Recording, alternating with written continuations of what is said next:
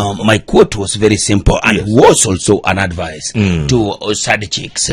There's no way you will SMS me and tell me, baby, can I visit? Honey, no. You SMS me and tell me, coach, is there practice today? Yes. You understand? So that if a first lady gets to see it, you understand? She can ask a question. Yes. What practice, honey? What practice, honey? Then you can easily explain. You understand what practice there will be later. So the truth be told, as a side check, you must know your limits. Okay, what's his Vincent Peter he's saying here? What is he saying? Omera Umora Monego awuoth kodu e mfuka ish. Let me read what you are saying. Omera Monego awuoth kodu e mfuka we make him so happy. He wishes he would have he will just be in our pockets throughout. so yes, you must know your limits. You must know your limits. As a side check, you have to know your limits. What time and your place. And your place. What time is practice? What time you should SMS by 6 evening? Contact you and I, unless I'm telling you I'm somewhere else. Unless I'm communicating to you, you are not allowed to talk to me past 6. That's the curfew. That's a curfew. 6, we are done. Finish everything, all your business with me by 6. 6 p.m. to 6 a.m. 6, yes. Curfew. Sunday, do not even touch. Do not even touch. Do not want first lady priorities. You understand? Know your position. You understand? Yes. And by the way, Christmas is not for you. December is not for you as a sadi. Sahau kabisa. People need to spend time with family. You are not family. You are not family. That's how brutal it is. Okay, I'll tell you whose family though. Okay. Whose family? Gabriel Muthuma is family. But you see, I will not allow to be part of a conversation whose determination, whose what? Whose outcome is already obvious. It's obvious. This that you want to jubilate me here today and have a rules of engagement. Can I please walk out and allow you guys to discuss your Udamaki? Gabriel, why is this man already concluding that? No. I don't know. Jalas. My call is not here. My call is Jalash. Michael, where art thou? Where are you? That's what's happening. Gabriel Muthuma, welcome to Hot 96 as always. Thanks, Jeff and Jalal. There was supposed to be an inauguration that is not there. Now we don't know where the inauguration that was. Man, what do you guys even think there was one? I mean, we were tweeting yesterday. Well, I don't think there was one. If you are reading from the script that came from Manzoni, Jeff, you remember, Raila Odinga had come out actually with almost guns blazing, said, I don't want to be sworn in primarily because of how hard I fought, and not only that, my reputation internationally. So you can tell. I mean, from where I'm seated, I think there is a fervent push for Raila to do something that he doesn't want to do. But tell me something. I think I can. You mean by the hardliners within, or? Let me tell you, the Devin Ds of this world and the Megunas of this world, I think they are doing a major disservice to Baba. Probably Baba, where he's seated, he's like, you know what, this has come to an end. And if you can tell there is a certain force pushing him, and if I was Baba, if I was to advise him, just tell him, you know what, follow the spirit that you've always had. If it's fighting for the common 190, just continue doing that. I think several people within the NASA, not even NASA, the NRM, they have sold Baba in installments. Orango being one of them. Orango being one of them. Because here what is happening, people are just waiting to see where the chips may fall. And I don't think the big thing is the inauguration. I don't think so. Because if Baba is to be inaugurated, he knows very well, and he's pushing very well, he can only probably be the president of the People's Assembly, as you call it. Right. He knows very well he cannot be the president of the Republic of Kenya. He will not even allow. I don't think Raila is that dumb, so he won't allow that. So tell me something. Are the hardliners, are the people around him, are they scrambling now for the leadership of the opposition? Is that what they've done That's for? it, Jeff. That's it. This is what it has always been about. Mainly ODM and NASA. I mean, look at it. That is a very serious cash cow. If we go by what nominations are, we are told how millions were exchanging hands. My good friend who's absent today, Michael, will tell you. I wish he was here. He would have told you how he was played back and forth like a fiddle. And he wanted to run? Yeah, he was running. But before he could say cut and a half, he was already out. Somebody had come, paid in some money. I mean, all nominations were shambolic, but to that effect on ODM, and I'm not saying, Jubilee did not have its own share, but I think that's where people are scrambling for. They are looking at owning that which Raila has created. Now it is actually everybody running to this house that Raila may leave. I think that is where the problem is. Everybody wants to inherit him. And you may remember we are told about the way the circle of life, you remember all that, how the two smaller lions come on to take over their pride. I think this is what's happening. But the older lion is like, you know what, we need to move out the old lion. The smaller lions are coming in. And if, Rao plays around, they'll actually chew him up. Or chase him out of the boma. That's what's happening. That's what's happening. And I think they want him to make a mistake. It would be wrong for, Raila just to go out like that into the night. I would hate to see that happen. But these guys who are advising him, and I think it's a high time he tells this dude, hey, hang on a minute. This is about my legacy. Because Raila Odinga also has a legacy to live. And he can tell them, you know what? This is about it. This is how I want to be remembered. And if this is what you guys want to do, I mean, everybody has their own party. I can leave NASA tomorrow. You guys take it and run with it. But let me be. You saw yesterday that we saw only 3 parties. ODM was actually not party to it, and that's why people are asking. Even the narrative that came, ODM was nowhere. It was just Wiper, Ford, and Amani. And so they were asking, which wasn't even signed, and that's what majority of the lawyers were questioning. I mean, if you are moving such an important announcement, why don't you even go back and sign it? And there was no ODM, member there. The fiery ones that we know, the likes of Akina Gladys Wanga, they were not there. The likes, Akina Ken Okoth, they were not in that press. The baddies. The baddies of our time, they were not there. So there could be something going on. We do not know. We have to wait and see. But probably from where I'm seated, I think even Raila Odinga is tired of these shenanigans. DVD and Kalonzo, they've been quiet. They've very been up until yesterday. Yeah. Up until yesterday. No, Maduri has been silent. A quick one, Muthuma. Do you think that there's some talks going on, chini ya maji, that we, as the common person, are not seeing?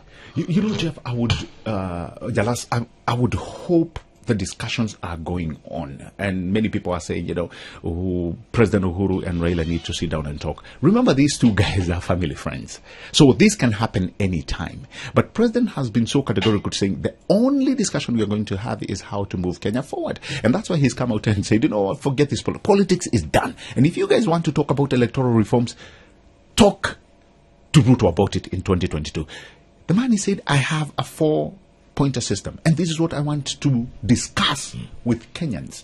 Jeff, up until very recent, you know how our politics was? Our politics was, I put you in loggerhead with Jalas.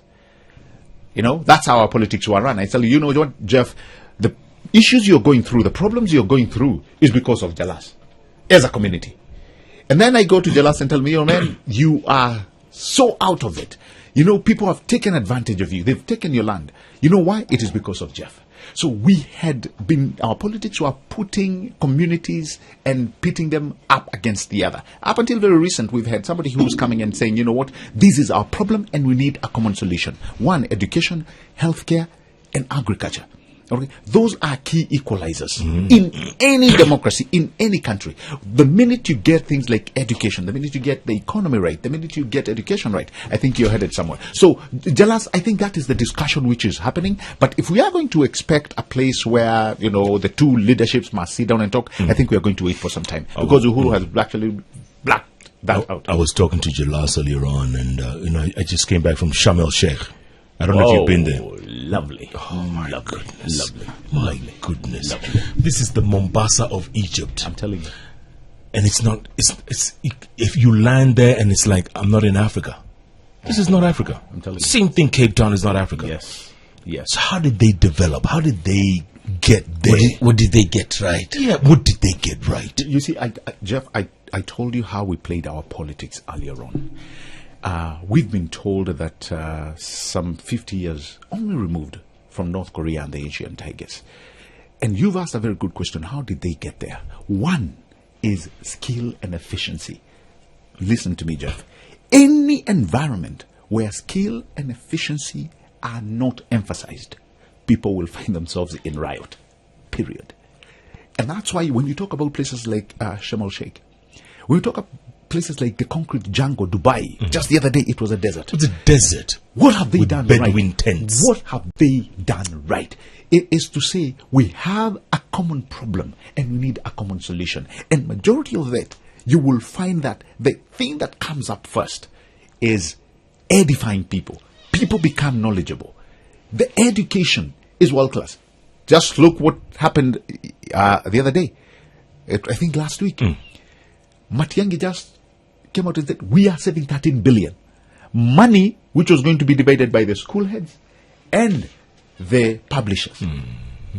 I mean, look at that. The only equalizer which is available, like education, has been parted out like a car stolen out by thieves. When you leave your car down River Road, you find it no tires, and that is our education infrastructure. It totally vandalized. Totally vandalized. So if we start getting those things right, we equalize the nation.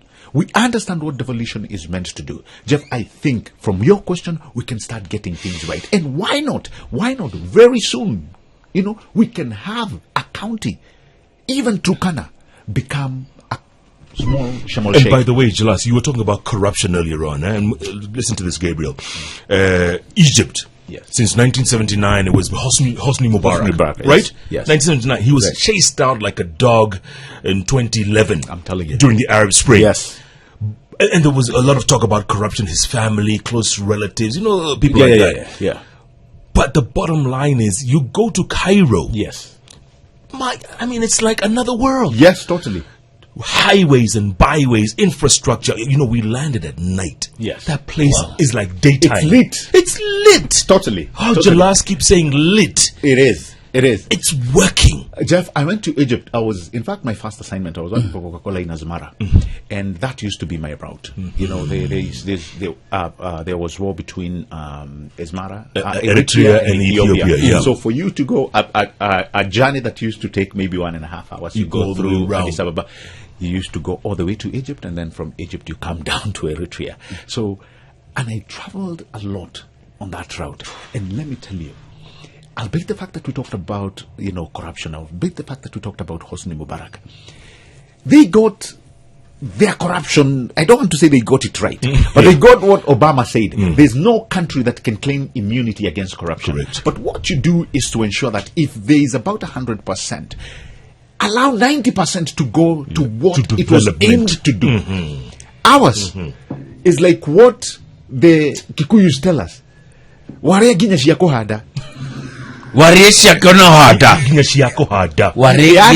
Instead of eating some and planting others, the last you've eaten everything. Chewed even the one you needed to plant. The dog that ate the bone that was hung around the neck. So that's what has happened. We've eaten everything. We've eaten everything. So if you look at our education, it was in tatters, and this was the starting point. I was talking to an engineer, one of the renowned engineers in Nairobi, and I was asking him, every year we have engineers leaving our academic institution, the University of Nairobi, JKO, and all. What do these people do? Where do they go? And I was asking, that's a very good question. Why don't we put them do they find absorption into our roads or into other fields that require engineering? And he actually had a very difficult time explaining that to me. And because I was trying to say, if we still are getting the Chinaman to come and do our roads, then why do we have the faculties of engineering in this country? Are we opening them up to other countries in Africa?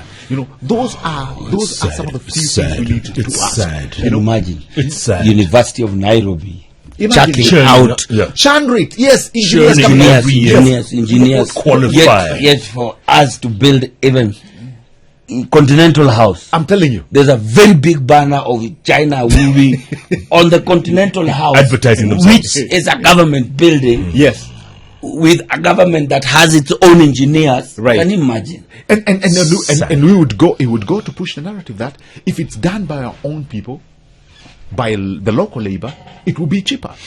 So I think we've not negotiated that pretty well. No. To get it going. We still believe that we can't do it ourselves. By the way, in Jalas pointed this out. He says, you know what? Because I was with I was hanging out with Rwandan President Paul Kagame in Sharm el-Sheikh. The best of circles. Did you hear? I was hanging out. Ni kama kurudishiwa change yako na conduct. Did you say the Rwandan president, Mr. Kagame? My man. Wow. And Jalas turned around and said, you know what? You guys are playing. Nyinyi munacheza hapa. Kigali is going to overtake us. I agree. Kigali is this big. I agree. They're going to overtake us. This town here across the road, Rwanda. Yes. This town is an extension of... I'm telling you. Yes. No, I landed in Rwanda Sunday. Just a random visit. Just to go see. Yeah. You can't believe what they've done between 96 to this moment. Wow. You can't believe. 20 years. Wow. You can't 20 believe. years. You see? You can't believe you people what are busy they've done. politicking. And I'm telling Yes, you, I hear it's almost like a safe city. Oh, like Dubai, it's a safe city. What do you mean safe? What do you mean almost?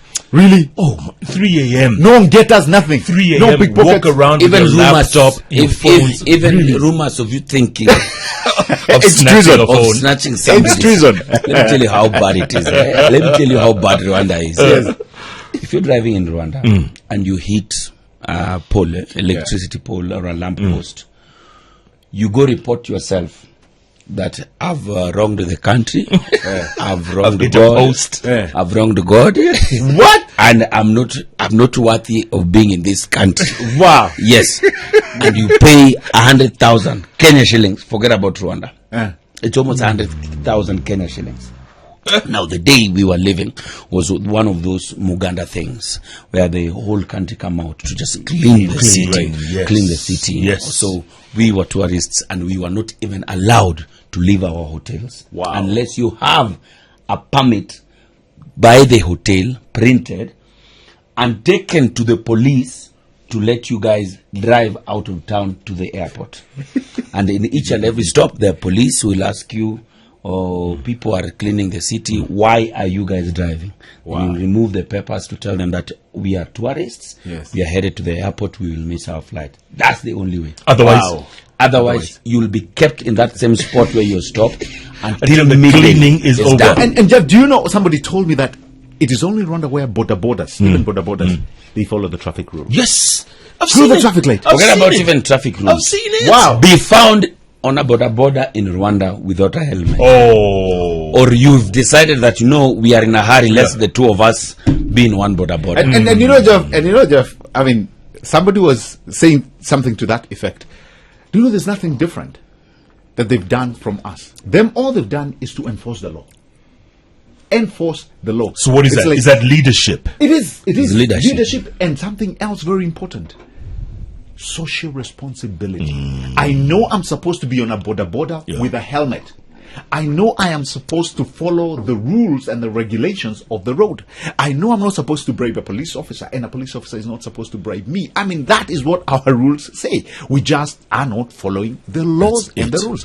One day I was thinking, what would be so wrong, or how great would it be? We have a leader who says, I won't care much on anything. Forget development, forget hardware issues. I'm going to take care of the core software issues. I'm just going to ensure that this country follows the law. You'll be a stickler to the law. I mean, we have a very strong penal code, by the way. What we have is just somebody like Jeff just says, I'll break the law, not because there's no law, but because I can get away with it. And you do the asera. Forget, I will overlap. What is a red light? Correct. This is what exactly. This is what Kenjiru calls ushenzi. It is indeed. Ushenzi. You're on the stretch of Bunyala roundabout to Haile Selassie. two-way traffic. Understand? You see this other side in the middle is Kidero's grass, which is no longer there. Anyway, courtesy of hawkers and border who decides that, you know what, we can't use or hawk on the road. Let us climb on the grass. Wow. And you literally zoom your bike through that grass, and you are okay. Because you're in a hurry. You are in a hurry. And the rest of us are not. Can you imagine? You as a hawker, try you have that, your wares. Try that in Kigali. Yeah? Try that. Rumors. And by the way, rumors. Have you noticed even the Boda now, they've become a gang unto themselves? Look what they did yesterday. They burnt an entire bus. Look at that. You know? Look at that. And the reason was just because somebody hit it. From what I've been able to say, somebody, a Boda guy hit it from behind, and there was a fatality. But what do? They come in, turn around. If you hit one of them, before you say they're like mosquitoes. You're surrounded by swarm you. And before you know, half of them probably, you know, they don't even know what has happened. They have no clue. They have no idea what has happened. They're just seeing one of them lying down there. Yes. And they show up. You're mugged. And probably half of the time he was on the wrong. God forbid if Let you're me a tell woman. you how sad. God forbid if you're a woman. Let me tell you how sad some situations are. You're driving down Bagadi Way, coming up, understand? At High Rise, Riara, there's a footpath. This Prado is coming up, heavily driving. You know you're climbing. Right. So he's stepping on the gas. And he gets to hit someone, and they die. Wow. This guy's wakachoma yo gari. Oh, man. And it was not even his mistake. There's a footpath Right above you. Above you. But you think that you want know to what, cross. you can see a car coming, you can estimate the speed and how fast you'll be able to cross. By the time you realize that this car is moving too fast, too late. you're trying to run back. This guy is trying to swerve off, not to hit you, to go back from where you are. You hit. He's going at speed. Jalas, that's what I said, social responsibility. There is that, you know, that structure was built there for a reason. Correct. And this element of being so lazy, I'll tell you a story, true story. When I just moved, I was a very fresh guy in the US, and there was a road, actually a highway. And every time I would just jump from one side of the road to go to the football pitch on the other side of the road. And guess what? I did that for like a week. And the other week that followed, I jump on that divider, center divider. This is something I used to do, back home. And I got to the football field. As I'm getting there are two police cars. And I'm arrested. And the guys were like, you know what? We have been receiving information that there's a dude here who's trying to commit suicide. I never tried anything about it. But you see, this is exactly the talk. Because if you're crossing the road like that, you're committing suicide.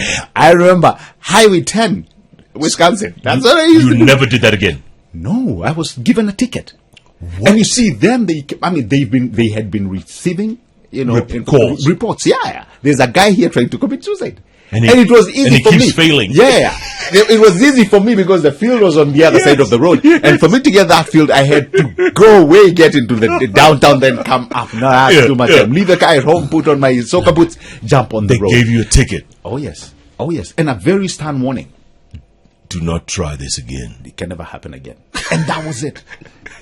Gabriel Muthuma. I'm going to take a break, come back. By the way, I was at a book launch yesterday. I want to tell you about it when we come back. It was about restoring Nairobi to its past glory. Excellent. I have to tell you about that because that was incredible. But is Nairobi ready to be restored?